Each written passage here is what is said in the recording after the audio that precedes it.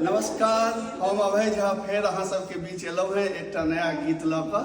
ओ गीत छै कनिटा शहर के एक छौड़ा जे छै से गाम गेलै तऽ ओहिठाम एकटा इनार बुझै छियै ने, इनार से पानि भरि के एकटा पनवर्णी जे छलै घैल लऽ कऽ मटक कऽ गजगामनी जकाँ जा रहल छलै।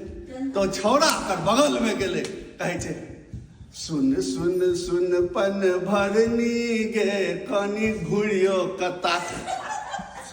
सुन सुन सुन पन भरनी गे कनी घुरियो कता।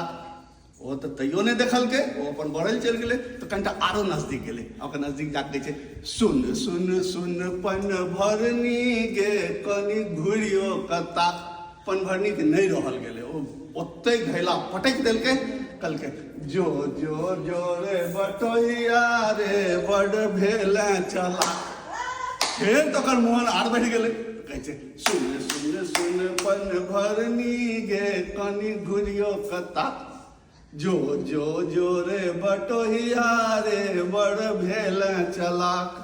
आर फिर दोसर बेर फिर मिलब एक नया गीत लऽ कऽ। धन्यवाद।